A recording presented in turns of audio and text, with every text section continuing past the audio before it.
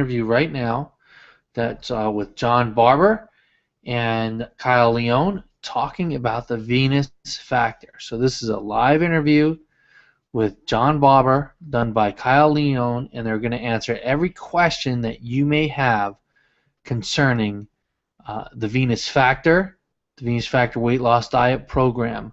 So it's about 6 minutes long, and here's the hangout. So please listen and enjoy. Hey, Kyle Leon and John Barban here today with some advanced fat loss tips and tricks for all the ladies at home that would like to accelerate their fat loss results. Because truth be told, women have a lot more difficult time losing weight, and it's just a genetic truth. It's evolution. It's something that we can't avoid, but there are some things we can do to actually speed up a female metabolism that a lot of people do not talk about. The fitness information out there does not talk about because it's relatively new research. Correct, John? Yeah. One of the major differences is women's hormones tend to fluctuate much higher and much lower than guys. And specifically when a woman's dieting, her number one fat burning hormone crashes a lot faster than a guy's.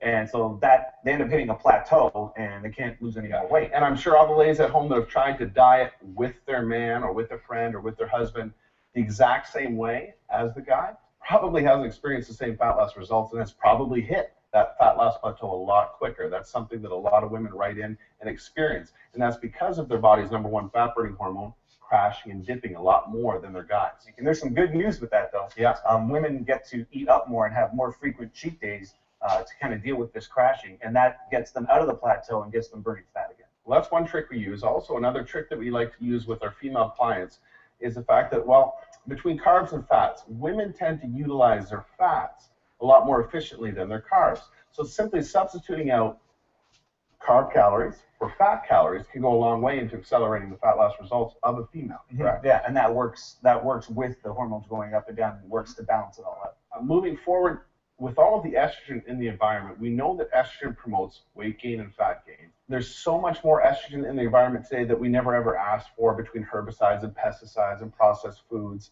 We have to do what we can to avoid, guys and girls, but specifically women, we don't want their estrogen levels any higher than they have to be at this point. And so one of the things you can do there is remove any extra estrogen promoting foods from your diet that don't need to be there. And one of the major ones is soy, and soy shows up all different ways, like edamame, tofu, even soy proteins. Your Starbucks, your soy lattes, it just goes on. Yeah, it's an option that keeps showing up, and you just don't need that with all the extra estrogen that you can't get rid of that's coming in from the environment. So one simple thing you can do is substitute those forms of soy out for other things like whey protein or different proteins. Yeah, that's a very, very easy fix. Eliminating some of these estrogen-promoting foods from the diet can go a long way into just, accelerating the fat loss results by itself, period. Yeah. I think those are some cool little nutrition tips that a lot of viewers at home probably aren't really aware of. And I know that there's some training stuff that we should talk about as well. You want to do that? Yeah, for sure. One of the major things is a difference in intensity between men and women with training. Women seem to do better with moderate training levels, both with their weight training and their cardio. So guys, on the other hand, can go much more intense with training, but then can go much lower intensity with cardio.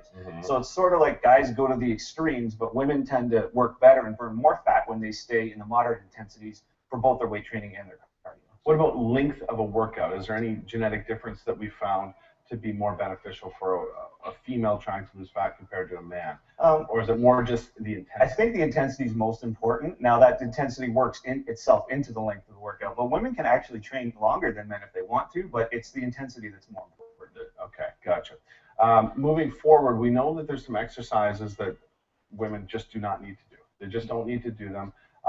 They're probably the least favorable exercise for fat loss anyway. Yeah, and well, I think, number one is the Olympic lifts. I see a lot of trainers nowadays training people in the Olympic lifts, things like a clean and jerk, a push press overhead, really ballistic stuff that ends up building up the trapezius, like creates a thick neck look and like big shoulders. They don't need to be doing deadlifts. I don't recommend deadlifts for them. Olympic lifts, shrugs.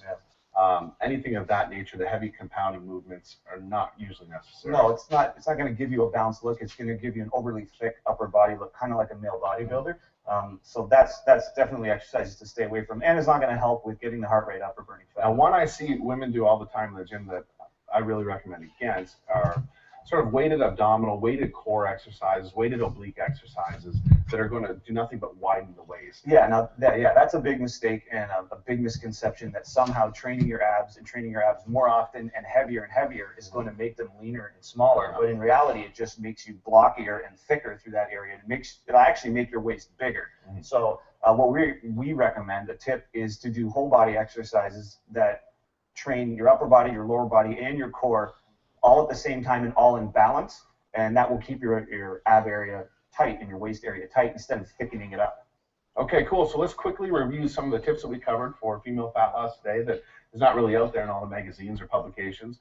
Starting with nutrition, one, okay, women can incorporate a few more cheat days a little bit more frequently to spike their body's #1 fat-burning hormone, which tends to go in the tank a lot quicker than guys. Number two, substitute some of your carbohydrate calories out for and put in fat calories. That's a big one. That'll help balance your hormones and be more efficient at burning fat that way. And thirdly, it's a good idea to avoid any more estrogen-promoting foods and compounds that aren't really necessary. We get enough of it in the environment as it is. Estrogen makes fat loss more difficult. Soy-based foods, soy-based proteins, soy lattes, edamame. Limit that stuff could probably help you guys out a long way. And then for the exercise tips, number one, stay away from the Olympic lifts, and shrugs, deadlifts, and high pulls, those sort of things. It'll give you kind of a thick neck and upper body look. Number two, exercise intensity. You can be moderate with your weights and moderate with your cardio instead of on the extremes. And number three, stay away from weighted core exercises that'll just make your waist thicker and blockier. Very cool. I hope that that helped all the ladies out at home. And for any further fat loss information and ways to enhance and boost the female metabolism, definitely check out venusfactorfatloss.com.